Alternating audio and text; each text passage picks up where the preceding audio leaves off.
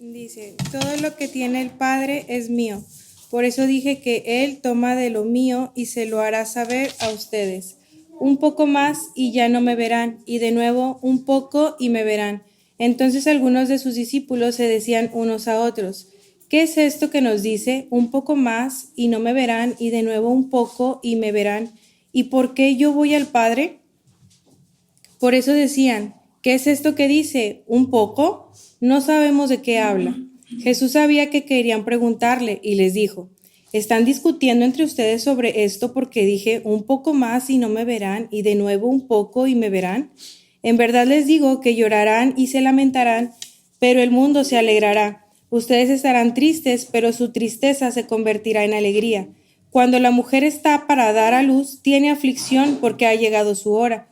Pero cuando da a luz al niño, ya no se acuerda de la angustia, por la alegría de que un niño haya nacido en el mundo. Por tanto, ahora ustedes tienen también aflicción, pero yo los veré otra vez y su corazón se alegrará y nadie les quitará su gozo. En aquel día no me preguntarán nada. En verdad les digo que si piden algo al Padre en mi nombre, Él se los dará. Hasta ahora nada han pedido en mi nombre. Pidan y recibirán para que su gozo sea completo. Estas cosas les he hablado en lenguaje figurado. Viene el tiempo cuando no les hablaré más en lenguaje figurado, sino que les hablaré del Padre claramente.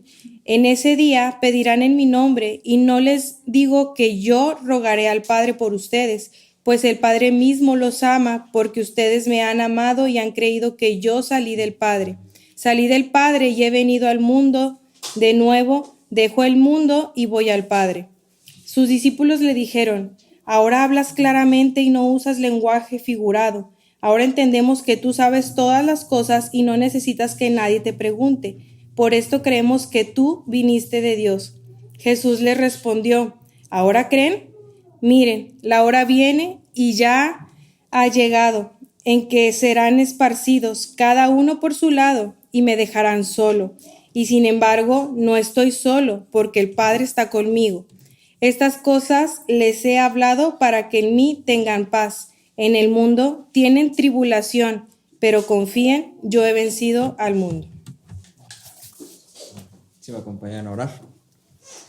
Padre, estamos reunidos en esta hora, Señor, y te damos las gracias por el privilegio que tenemos de ser parte de tu idea, Señor, de estar unidos a ti, de ser parte de este cuerpo, Papá.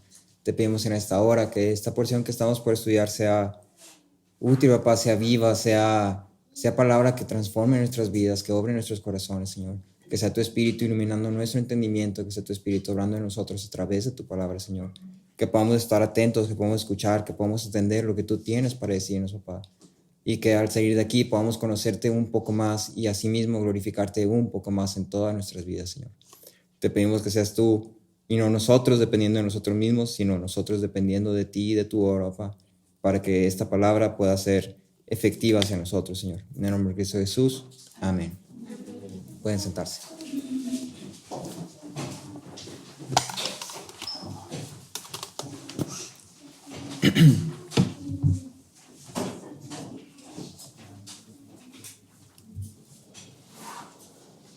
Muy bien. Estamos en Juan 16 y hoy acabamos el capítulo 16. Vamos terminando ya esta parte o esta sección del discurso de despedida con los discípulos. De hecho, el capítulo 16 concluye la parte de Jesús y sus discípulos y luego pasa al capítulo 17, que el capítulo 17 es la oración de Jesús o la intercesión de Jesús. Es un capítulo bastante conocido en Juan y forma parte del discurso, pero sin ser un discurso. Es un poco extraño. Pero entonces con este capítulo termina todo lo que Jesús le dice a sus discípulos y después de esto pasa a la oración de Jesús. Ahora, hasta este punto en el discurso de Jesús, que hemos visto el capítulo 14 hasta este 16, hemos visto ya varias ideas, particularmente hemos visto las ideas de los discípulos viviendo en el mundo, la misión de los discípulos en el mundo, la esperanza de los discípulos, el fundamento, la unión con Cristo, la unión en la Trinidad, lo que eso implica y estas otras cosas, ¿no? En el último capítulo veíamos esta cuestión sobre cómo el Espíritu sería enviado y cómo el Espíritu sería el otro consolador. Decíamos que consolador no es particularmente la mejor palabra para utilizar, porque el Espíritu hace muchas cosas, no solamente nos apapacha. Sí, el Espíritu nos confronta, el Espíritu nos enseña, el Espíritu nos guía, el Espíritu nos da seguridad. Sí, hace muchas cosas. Sí. Y entonces en este capítulo 16 hace como que aterriza el discurso de una forma particular. Y me gustaría presentarte esta idea que presenta el discurso, hablándote de la perspectiva. Sí, creo que ya habrás visto por el nombre que vamos a estar hablando de la perspectiva. Sí. Ahora, cuando hablamos de la perspectiva, cada uno de nosotros tiene perspectivas diferentes de cosas diferentes. La perspectiva la podemos entender como las opiniones que tenemos respecto a algo o los puntos de vista que tenemos respecto a algo. Sí, podemos tener perspectivas diferentes sobre cosas muy mundanas, muy irrelevantes, como si te gusta el chocolate o no, si te gusta lo dulce o lo salado, si prefieres lo picoso o lo que no pica, si prefieres salsa de la que pica y de la que no, etc. O podemos tener perspectivas de cosas a lo mejor un tanto más importantes o un tanto más serias. Por decir, algo que a mí siempre me ha interesado mucho, algo que en lo personal siempre me parece muy interesante platicar con las personas, es cuál es su perspectiva del arte, sí, como tal, de qué cosas consideras arte y qué cosas no consideras arte. Si tú vas por la calle y ves un graffiti, ¿es arte o no es arte? ¿Qué dirías? Arte. ¿Quién diría que no es arte? No es arte, ¿sí? Pero entonces tiene mucho que ver con cómo vemos las cosas, cómo entendemos las cosas y la definición de las cosas, ¿sí? Ese es un ejemplo, pero también podemos tener perspectivas muy diferentes de la música. De gustos en gustos hay muchos, pero hay gente que tacha a muchos artistas musicales como esto es basura, ¿sí? Y otro dice, esto sí es música, ¿sí? O películas, esto es cine, ¿sí? No, esto es un churro, ¿sí? No, tráeme unas palomitas, algo de comer y me voy a dormir la mitad de la película. La perspectiva de las cosas que cada uno de nosotros tiene afecta cómo interactuamos con las cosas. Sí, eso es algo que ninguno puede negar. Nuestra perspectiva de una persona va a afectar inmediatamente cómo interactuamos con esa persona. Si yo tengo una perspectiva de alguien que a esta persona me cae mal, esta persona es así, esta persona es bien paletón, esta persona bla, bla, bla, bla. Cuando interactúe con esa persona, obviamente esa perspectiva que yo tengo se va a ver, se va a notar. Entonces, sí, bueno, ya. Entonces, se va a notar. En cambio, si mi perspectiva de alguien, este es muy bonachón, es muy amable, es bien carismático, es bien agradable estar, me encanta platicar con él, entonces ahí estoy, ¿cuándo salimos? No, que ¿cuándo hacemos esto? Mi perspectiva de las cosas afecta cómo interactúa con ellos. La frase, velo desde la perspectiva o ponte en los zapatos de, justamente es una invitación a cambiar tu perspectiva, a decir, deja tu perspectiva de un lado, ponte en los zapatos de alguien o verlo desde este otro punto de vista para que puedas entenderlo mejor o diferente. ¿Sí? La perspectiva es definida como una forma de pensar y entender algo.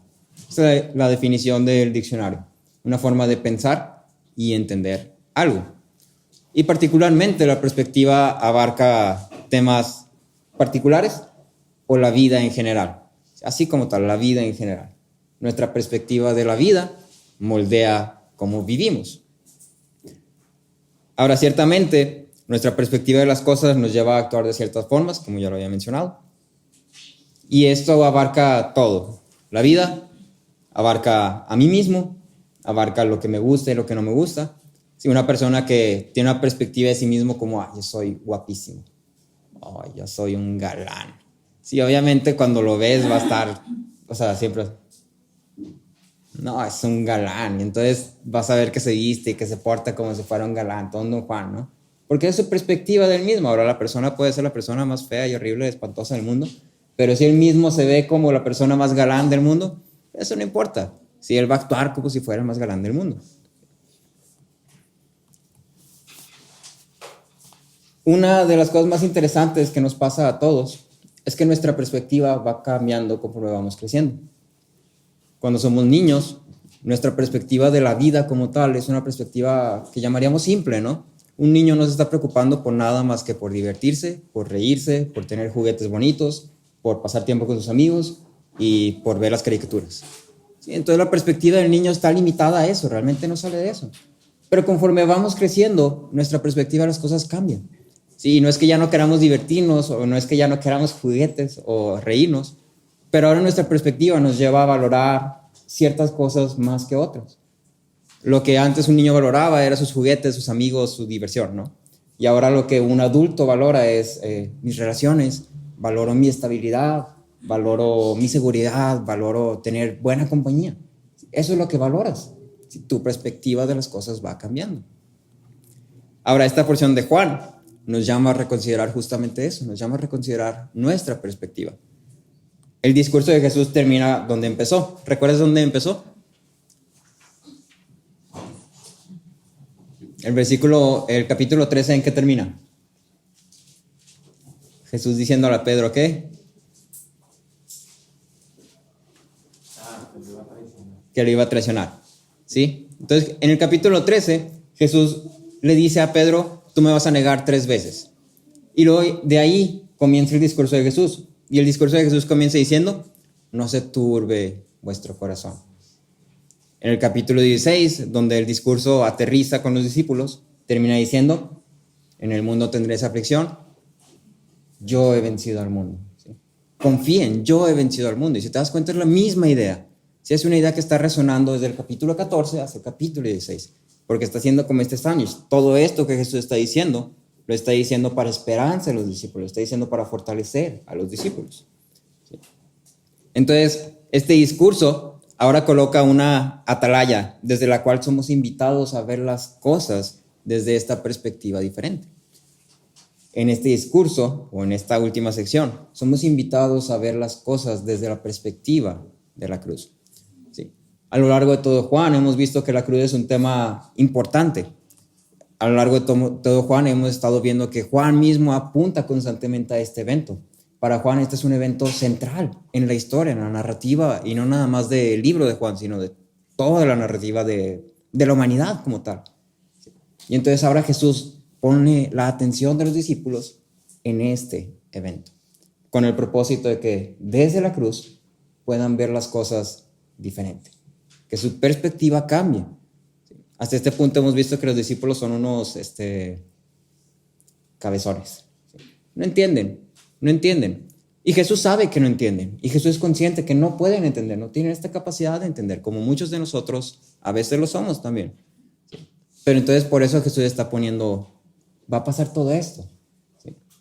Y cuando pase todo esto, quiero que lo veas desde la perspectiva de la cruz. ¿Sí? Entonces vamos a hablar de la cruz. Y vamos a hablar sobre lo que Jesús establece como fundamento de la nueva vida en Cristo. Y hace 2 énfasis o 2 aspectos principales propone. El primero es tristeza y alegría. Y el segundo es una relación con el Padre. Tristeza y alegría y una relación con el Padre. Y vamos a hablar de estas 2 cosas tratando de ahondar un poquitito. Y me gustaría empezar como siempre poniendo el escenario. Los versículos 16 al 19 dicen, un poco más y ya no me verán, y de nuevo un poco y me verán. Entonces algunos de sus discípulos se decían unos a otros, ¿qué es esto que nos dice? Un poco más y no me verán, y de nuevo un poco y me verán, y porque yo voy al Padre. Por eso decían, ¿qué es esto que dice? Un poco. No sabemos de qué habla.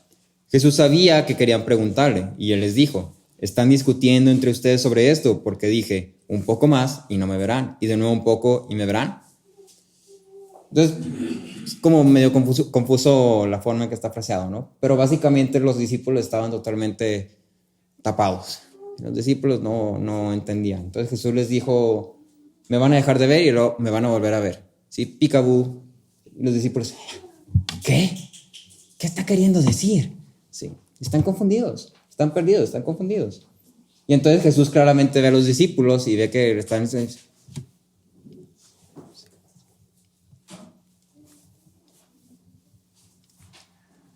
Entonces Jesús obviamente se da cuenta de esto y dice, están discutiendo entre ustedes porque no entendieron que les dije que un poco más y ya no me verán, y luego un poco y me verán. ¿Sí? Y ahora vamos a ponernos en los zapatos de los discípulos. Hablando de perspectivas, vamos a verlo desde la perspectiva de los discípulos. ¿Cuál era el escenario en el que estaban los discípulos? Hasta este punto, esta era una cena como cualquier otra. Si recuerdas, ahí en Juan, un poquito atrás, leemos que dice que llegaron ahí como a una casa y que seguramente era una reunión secreta, privada, discreta.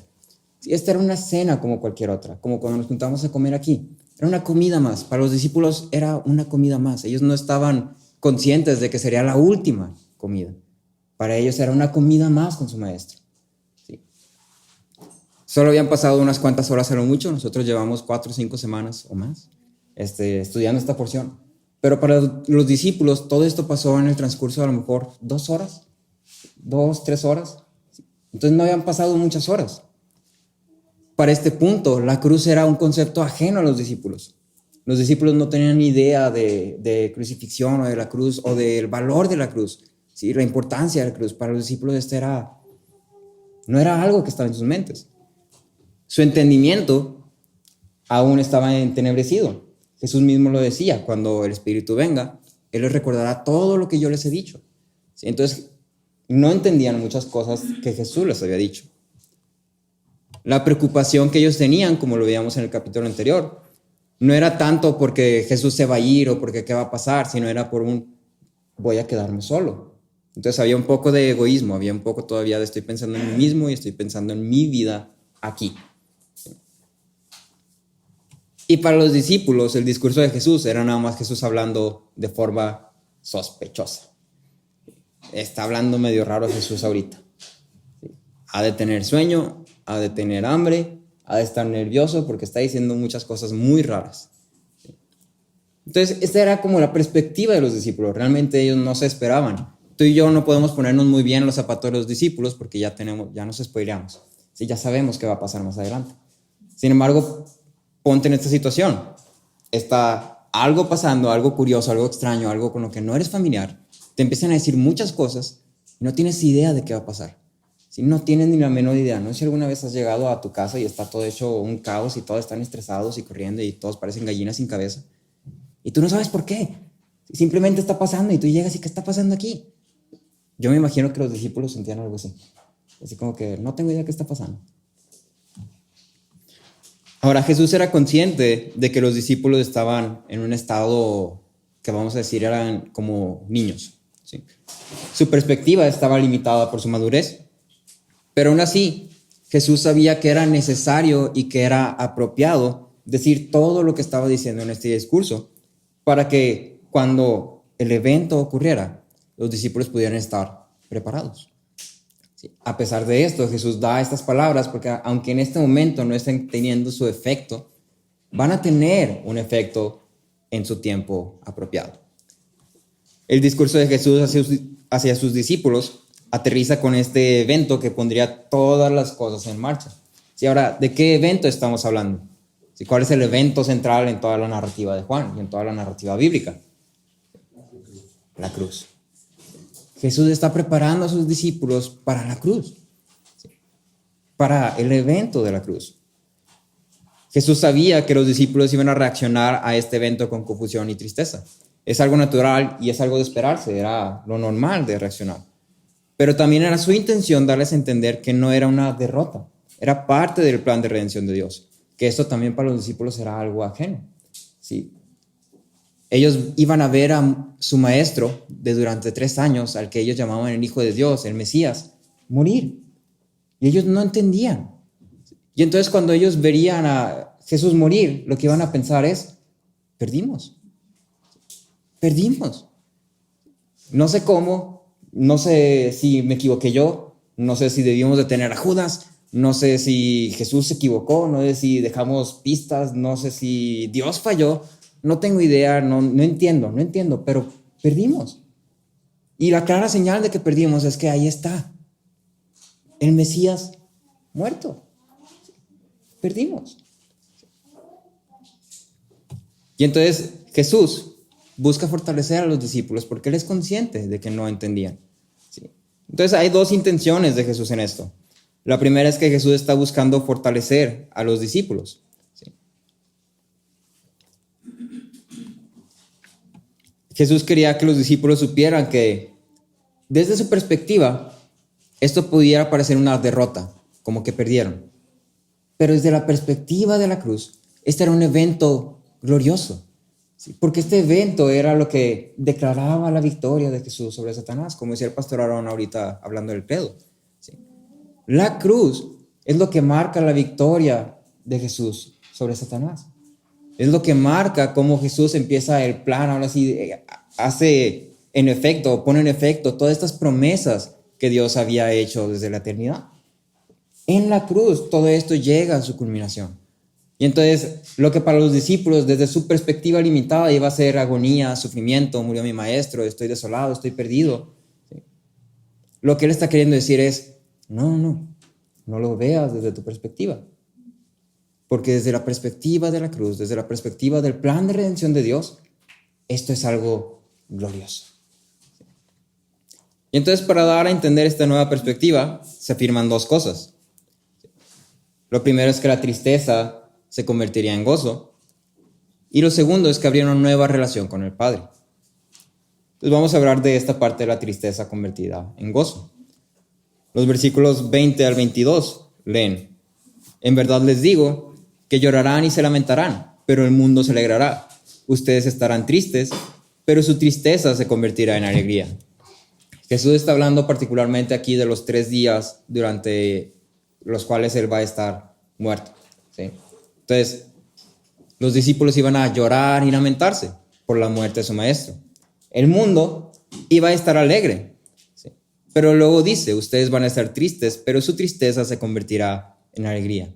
Y pone este ejemplo. Cuando la mujer está para dar a luz, tiene aflicción, porque ha llegado su hora.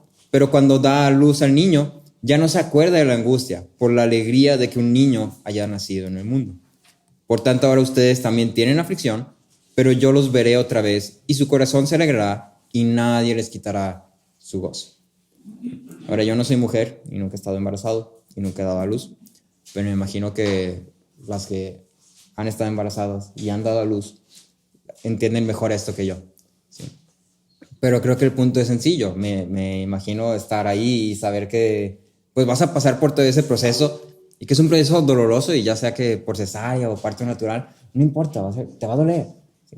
Te va a doler. ¿Sí? No va a ser algo que digas, voy a dar a luz. Sí, qué emoción, que se repita. ¿Sí?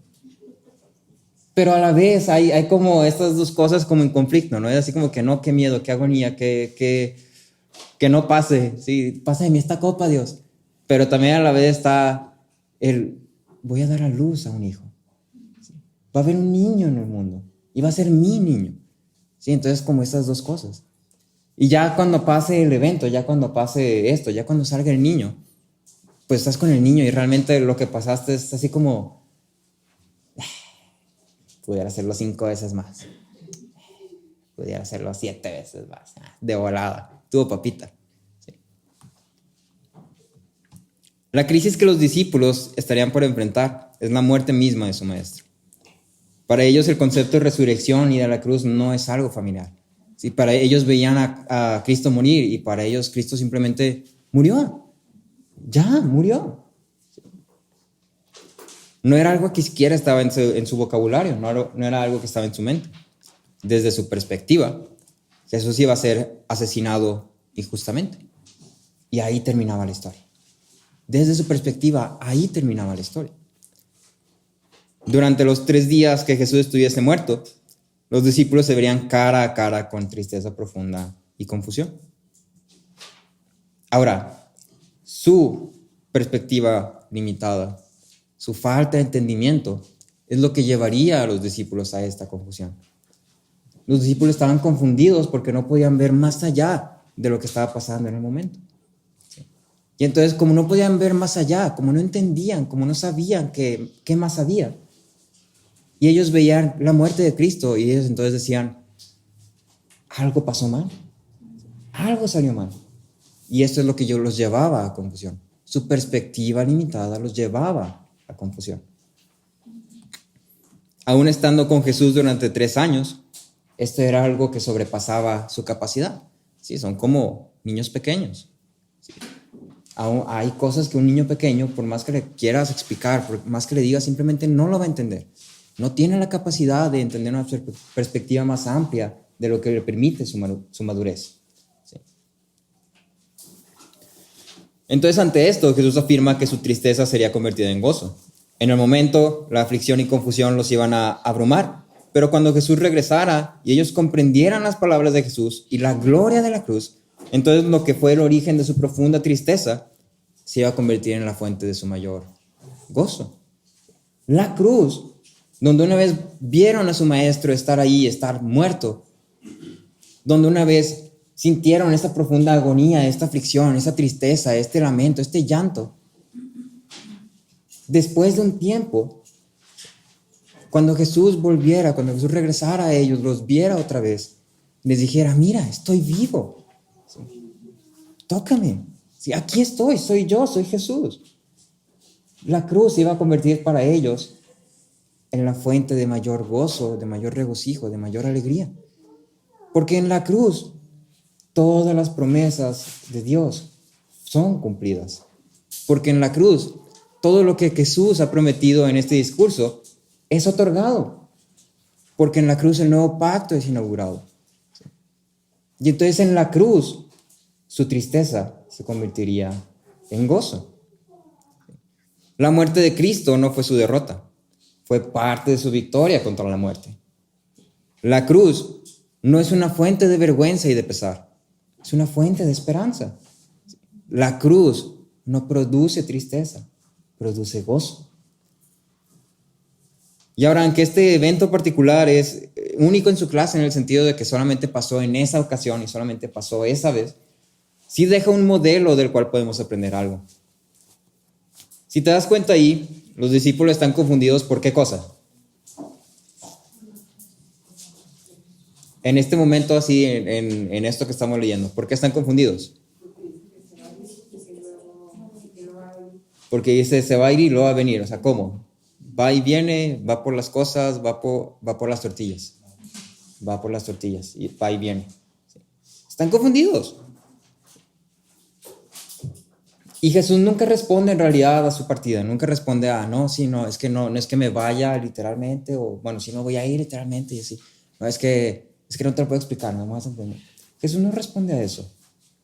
Jesús responde a algo más importante, Jesús responde a su necesidad. ¿Sí? Responde a la necesidad de los discípulos, no a las dudas del momento. Y muchas veces tú y yo podemos ser como estos discípulos, donde están pasando cosas que no entendemos, que nos tienen confundidos, que nos tienen abrumados, que sobrepasan nuestra capacidad.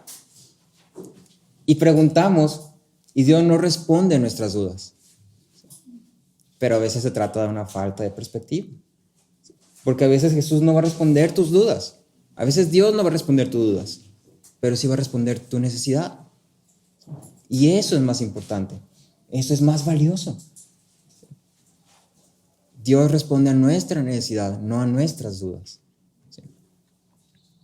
Lo siguiente que podemos ver aquí es que el sufrimiento es parte de nuestro andar, así como tal. ¿Sí?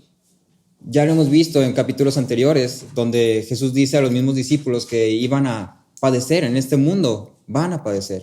Y Jesús culmina este discurso diciendo, en el mundo tendréis aflicción, pero confíen, yo he vencido al mundo. ¿Sí? Entonces, no es algo nuevo, y es algo que Jesús está queriendo que sus discípulos estén preparados para. Lo siguiente es que nuestra perspectiva puede estar limitada también. No siempre podemos entender qué está haciendo Dios o por qué lo está haciendo. Yo creo que todos podemos atestiguar a esto. Todos hemos pasado por experiencias que son duras, que son difíciles, que parecen no tener sentido, ¿sí? Que parecen ser hasta cierto punto injustas. ¿Sí? Experiencias que, ¿de dónde salió esto? ¿Por qué pasó esto? Las cosas estaban yendo bien. Estoy seguro que en esto estaba glorificando a Dios.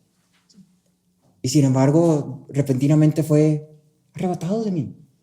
Repentinamente fue interrumpido, fue obstruido. Y lo que estaba yo haciendo, de repente, ya, ahí quedó. Sí. Nuestra perspectiva puede estar limitada. Hay cosas que no entendemos y que no vamos a entender. Y creo que un caso clarísimo de esto en la Biblia es Job. Finalmente todo lo que le pasó a Job fue para su beneficio, fue para su bien, porque termina y dice, de oídos te había oído, ahora mis ojos te ven. Fue para el bien de Job, pero en el transcurso puedes ver que Job estaba en confusión, Job estaba desolado, Job estaba deprimido, Job estaba de todo. Pero me gusta que en eso mismo de Job, nos deja un punto muy clarísimo. Podemos confiar en Dios. Y podemos confiar en Dios porque Dios nos ama. Entonces, aunque no entendamos su plan, aunque no entendamos qué está haciendo, aunque no entendamos por qué está pasando lo que está pasando, podemos confiar en Dios porque Dios nos ama. Y entonces, así como Job dice, Jehová dio, Jehová quitó. Él puede confiar en Dios porque Dios lo ama. Y esa es la mayor seguridad que podemos tener, sabiendo que cualquier cosa que nos pase no sale de las manos de Dios. Y si nos pasa, aunque en ese momento pudiera ser tristeza profunda, en algún punto, porque Dios nos ama, se convertiría en una fuente de alegría, ¿sí? Desde la perspectiva de la cruz. En Romanos 5, versículos 3 al 5, leemos que dice: no solo esto, sino que también nos gloriamos en las tribulaciones, sabiendo que la tribulación produce paciencia, y la paciencia carácter probado, y el carácter probado esperanza. Y la esperanza no desilusiona, porque el amor de Dios ha sido derramado en nuestros corazones por medio del Espíritu Santo que nos fue dado. Carson decía: incluso los creyentes maduros y bien entrenados a veces se encuentran en el agua sobre sus cabezas. Dios no ha terminado con nosotros después de que hemos sido cristianos 6 meses, o 3 años, o 50 años. Y James Caulfield decía: el gozo fluye de la manera particular en que uno comprende la vida, es decir, su perspectiva. El gozo es producto de orar y entrar en su presencia, buscando su propósito e inclinándose hacia su perspectiva. Mi perspectiva de la vida, mi perspectiva de las cosas, mi perspectiva del mundo está limitada, porque soy hombre. Y entonces por eso que debo de venir a la palabra para ver la perspectiva de Dios sobre las cosas. No quiere decir que la voy a entender todo, pero por eso es inclinándome hacia su perspectiva, ¿sí? Dejando la mía de un lado y poniéndome un poquito en esta perspectiva, la perspectiva desde la cruz. Y me gusta el Salmo 16, versículos 8 al 10, que dice: al Señor he puesto continuamente delante de mí, porque está a mi diestra, permaneceré firme.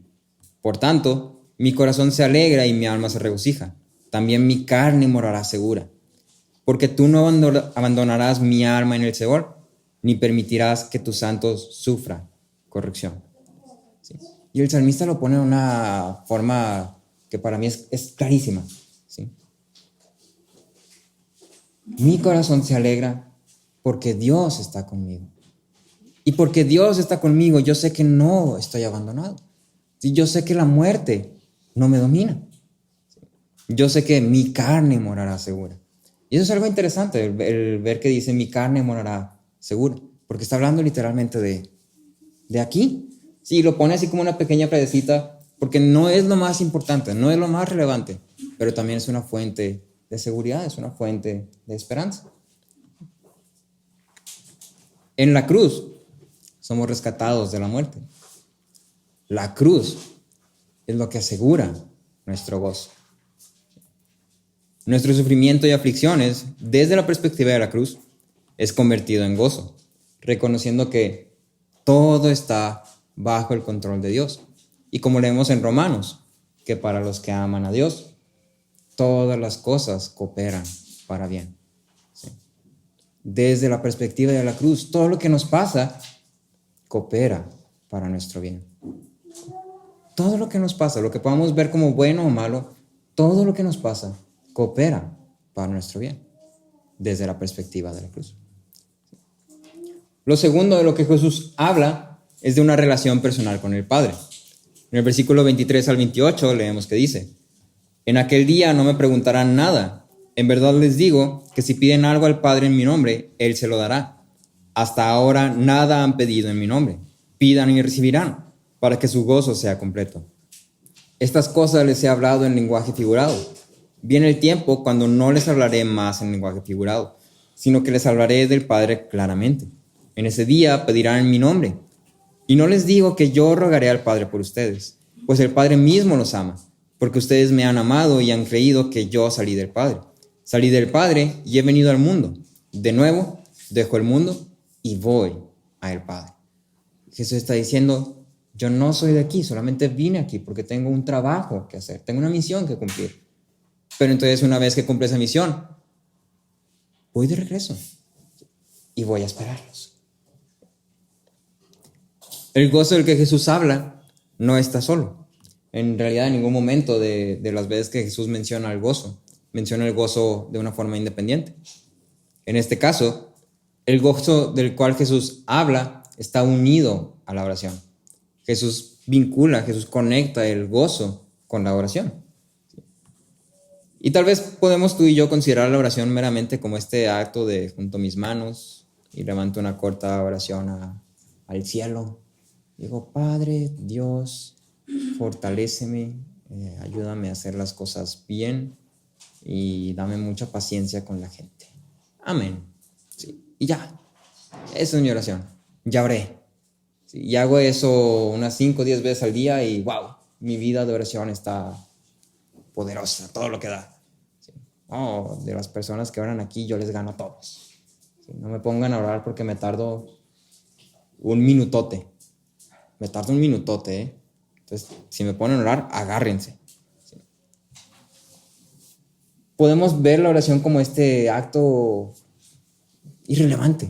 ¿Sí? Podemos ver la oración como esta formalidad. ¿Sí? Pero Jesús presenta la oración como algo muchísimo más profundo que meramente levantar una declaración al cielo en voz alta. ¿Sí? El valor que Jesús pone en la oración directamente vincula el gozo con la misma oración. En sus palabras, Jesús afirma que en aquel día, si piden algo a mi Padre en mi nombre, Él se los dará. ¿Sí? Y me gustaría hacer énfasis en 3 cosas particulares de estos versículos. ¿Sí? Lo primero es en esta frasecita de en aquel día. En aquel día, cuando la tristeza se convierta a gozo. En aquel día, cuando Cristo resucite. En aquel día, cuando el Espíritu venga a ustedes. En aquel día, donde la cruz sea establecida como el parteaguas en la historia de la redención. ¿Sí? En esta pequeña frase, en aquel día, Jesús establece la cruz como el fundamento de todos los beneficios que los discípulos tendrán acceso a. ¿Sí? En esta pequeña frase, cuando dice en aquel día, Jesús está diciendo, en aquel día después de la cruz, ¿sí? Todos los beneficios van a estar a tu disposición. Pero la cruz es el fundamento por el cual tenemos acceso a todos esos beneficios. Jesús mismo decía, es necesario que yo me vaya para que el Espíritu venga. ¿Cuándo se iba a ir Jesús? En aquel día, después de la cruz. Y entonces Jesús en esta frase establece la cruz como el fundamento de todos los beneficios que tú y yo ahora tenemos acceso a. Y luego sigue, si piden algo en mi nombre. Entonces en aquel día, el rol de mediador de Cristo comenzaría después de su resurrección y su ascensión a la diestra del Padre. Cuando dice que si piden algo en mi nombre, lo que está diciendo es, yo voy a ser el mediador. Yo voy a ser quien esté vinculando. Ya no vas a necesitar estar yendo al templo, ya no vas a necesitar estar haciendo esto y aquello, porque yo voy a ser el mediador del nuevo pacto. ¿Sí? Una vez que la obra del Hijo en la tierra esté completa, el acceso al Padre en el nombre del Hijo estaría a la disposición de los discípulos. Y entonces dice, si piden algo en mi nombre, y otra vez ponemos este ejemplo de no sé, una cuenta de Mefías, ¿sí? Anótame en el cartoncito. Si yo pido a alguien a cuenta o al nombre de alguien, pues lo anotan en su cuenta, ¿cierto o falso? Y entonces Jesús está poniendo esto mismo. Lo que pidan en mi nombre, el Padre se los dará. ¿Sí? Porque el Padre no le va a negar nada a su Hijo. ¿Sí? Y ahora, no me voy a meter mucho en esto porque es algo que ya habíamos hablado en sesiones pasadas.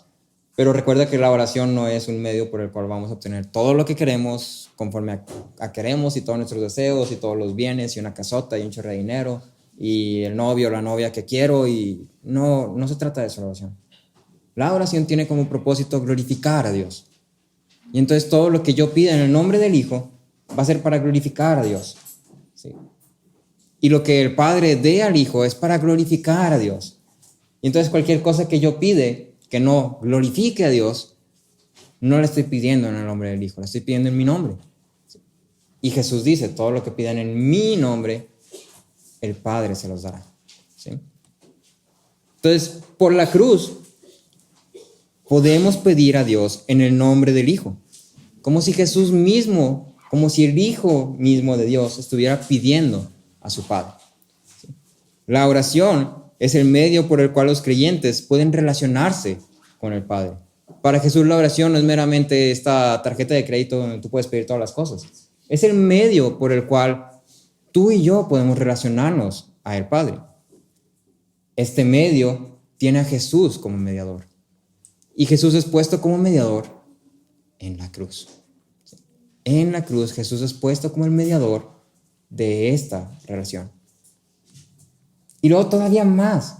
Esta relación no queda meramente como un yo le digo a Jesús, Jesús te dice a ti. Yo le dice a Jesús, Jesús me dice a mí. Yo le digo a Jesús, Jesús te dice a ti. Y va y viene, y va y viene. No. Jesús continúa y dice, pues el Padre mismo los ama. ¿Sí? Dice, pidan, y no les digo que yo rogaré, sino que el Padre mismo los ama. Al pedir, Jesús mismo afirma que Él no pide por nosotros, sino que nosotros pedimos directamente al Padre. Y el Padre nos responde, porque el Padre mismo nos ama. En la cruz, una nueva relación con el Padre es establecida por medio de Cristo y de su obra. Por medio de la cruz, los creyentes son reconciliados con el Padre.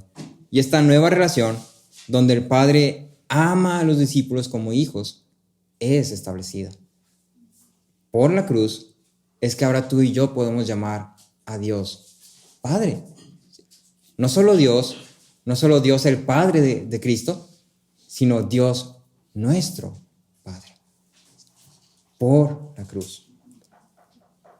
La justificación, es decir, esta obra que Jesús hace, donde nos reconcilia con Dios y nos pone en este estado de ahora eres hijo, la justificación por medio de la cruz hace posible y hace efectiva una relación personal con Dios. Carson decía, la muerte, resurrección y exaltación del Hijo, que podemos resumir como la cruz, la muerte, resurrección y exaltación del Hijo, pone en efecto el plan divino y establece el fundamento, el perdón de pecados y la justificación, sobre el cual se establece la relación con Dios. Nuestra relación con Dios como nuestro Padre y como sus hijos, como nuestro Dios y como su pueblo, es establecida con la cruz como fundamento. En Hebreos 7:25 leemos que dice, por lo cual Él también es poderoso para salvar para siempre a los que por medio de Él se acercan a Dios, puesto que vive perpetuamente para interceder por ellos. Y creo que se conecta muy bien con lo que el pastor Aaron ya nos decía ahorita en el credo, ¿no? La obra de Dios, de Cristo no ha terminado. Si Él continúa obrando a nuestro favor, intercediendo por nosotros. Y en Romanos 8:34 leemos que dice, ¿quién es el que condena? Cristo Jesús es el que murió. Sí, más aún, el que resucitó. El que además está a la diestra de Dios, el que también intercede por nosotros. ¿Sí? Nuestra relación con Dios está fundamentada en la cruz. Desde la perspectiva de la cruz, ahora no somos pecadores, ahora somos hijos amados. Versículos 29 al 31. Regresamos con los discípulos. Dice, sus discípulos le dijeron, ahora hablas claramente y no usas lenguaje figurado. Ahora entendemos que tú sabes todas las cosas y no necesitas que nadie te pregunte. Por esto creemos que tú viniste de Dios. Y Jesús le responde, ¿ahora creen? Los discípulos como que siempre son esta fuerza que arruina el momento.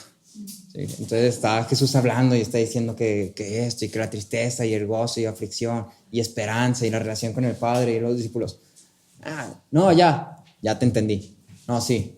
No, es que me distraje, me disocié poquito, pero ya regresé y ya te entendí, ya sé qué estás diciendo. Es que mira, aquí yo te voy a explicar para que entiendas que sí entendí.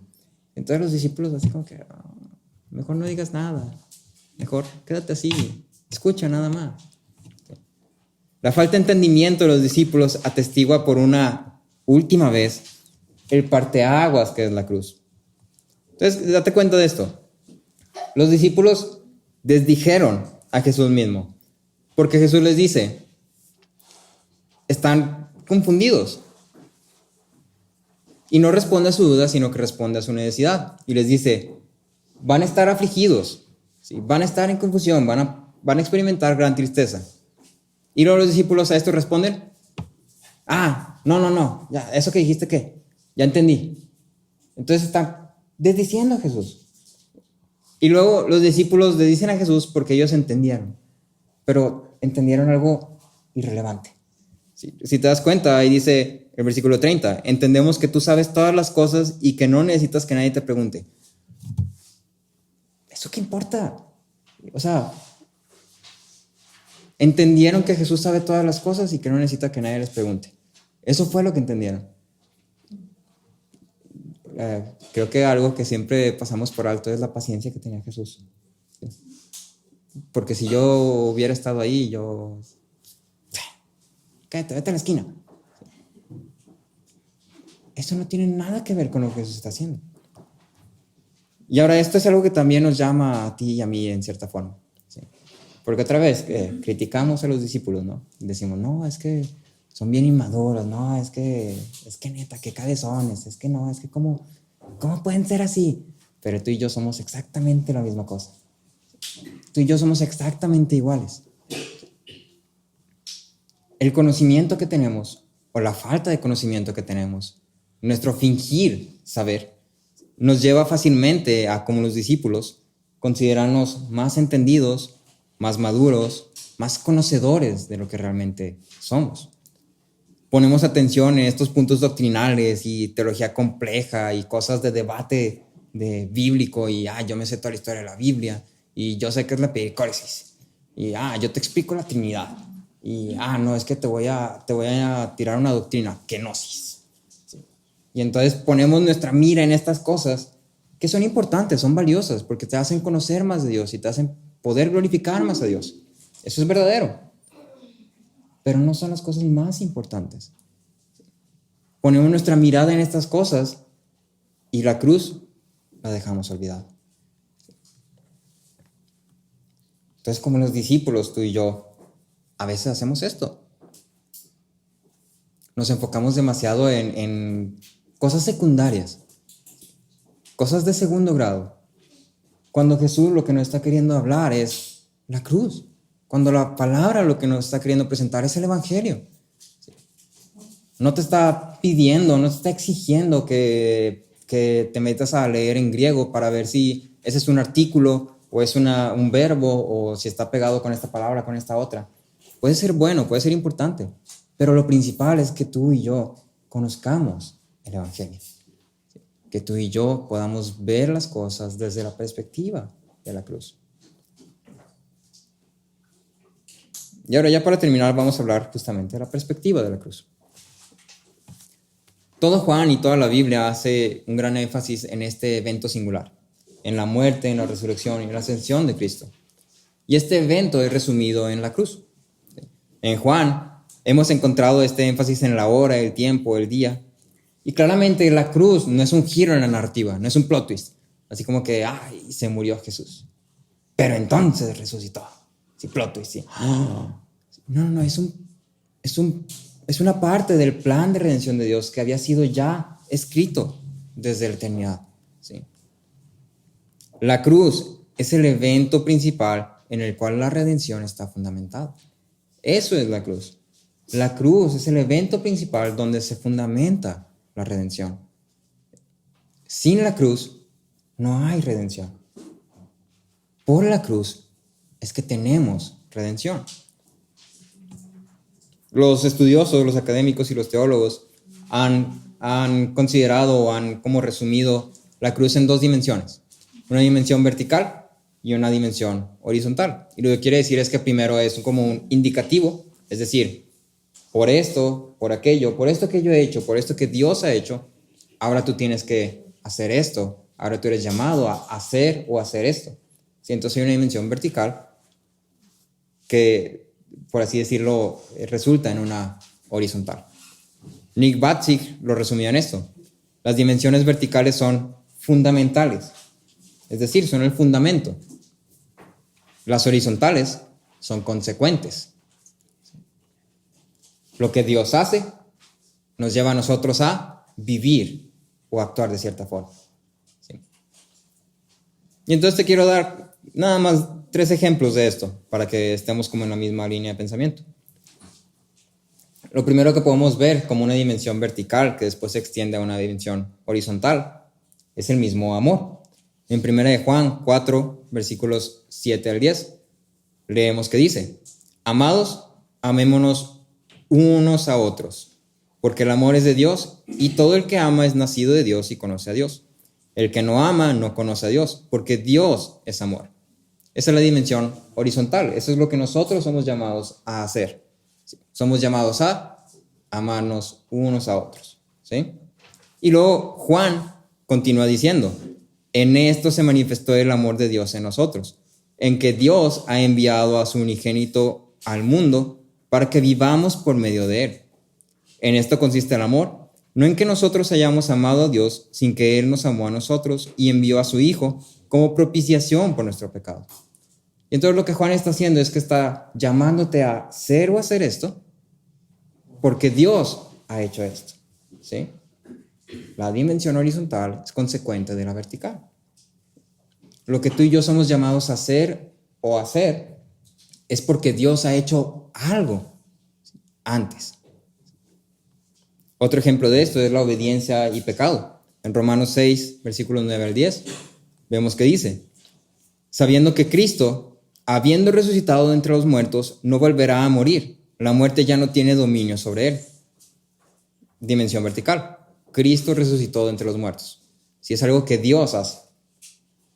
Y luego versículo 10. Porque en cuanto a que él murió, murió al pecado de una vez y para siempre. Pero en cuanto a él vive, vive para Dios. Y luego el versículo 11 te pone la dimensión horizontal. Así también ustedes. Considérense muertos para el pecado, pero vivos para Dios en Cristo Jesús. Lo que Dios hizo en la cruz nos llama a ti y a mí ahora a hacer. Hacer o hacer. Esta dimensión vertical que es cumplida en la cruz se extiende de una forma horizontal. Y por último, que es con lo que cierra el discurso de Jesús, es el mundo mismo. En Juan 16, versículos 32 a 33, leemos que dice: miren, la hora viene y ya ha llegado, en que serán esparcidos cada uno por su lado, y me dejarán solo, y sin embargo, no estoy solo porque el Padre está conmigo. Estas cosas les he hablado para que en mí tengan paz. En el mundo tienen tribulación, pero confíen, yo he vencido al mundo. Y podemos resumirlo en esa última frase. ¿Sí? En el mundo tienen tribulación, pero confíen. Esa es la horizontal, eso es lo que somos llamados a hacer o hacer. ¿Sí? A confiar. ¿Por qué? Porque Cristo ha vencido al mundo. ¿Dónde venció Cristo al mundo? En la cruz. ¿Sí? Y entonces lo que esto nos llama es a ver las cosas desde la perspectiva de la cruz. Porque desde la perspectiva de la cruz, Jesús ha conquistado al mundo, ha derrotado al mundo, ha derrotado la muerte. Desde la perspectiva de la cruz, Dios ha derramado su amor para con nosotros. Desde la perspectiva de la cruz, todas las promesas han sido cumplidas. Desde la perspectiva de la cruz, ahora somos llamados hijos. Desde la perspectiva de la cruz, ahora podemos confiar, ahora tenemos esperanza. Desde la perspectiva de la cruz, no somos de este mundo. Solamente estamos en este mundo. Pero todo empieza desde la perspectiva de la cruz. Sí. Nuestra vida debe ser vivida desde la perspectiva de la cruz. El sufrimiento en la cruz se convierte en gozo. La maldad que nos rodea desde la perspectiva de la cruz nos hace ver la esperanza. La confusión desde la cruz nos lleva a confiar en Dios. Nuestras limitaciones desde la perspectiva de la cruz nos lleva a depender de Cristo y de su obra. La cruz es el parteaguas del cual toda nuestra vida depende y es transformado. Nuestra perspectiva del mundo, de la vida y de nosotros mismos, vista desde la cruz, pone nuestra mira en Dios y en sus promesas. Y entonces la invitación es esta. Deja tu perspectiva a un lado. y empieza a ver las cosas desde la perspectiva de la cruz. Empieza a ver las cosas desde este fundamento que Dios ha enviado a su Hijo a morir por ti y por mí, para que pudiéramos ser salvos, para que fuéramos justificados, para que fuéramos redimidos, para que pudiéramos ser parte de su familia, para que pudiéramos ser llamados hijos y llamarlo a Él Padre. Pero todo esto está fundamentado en la cruz de Cristo.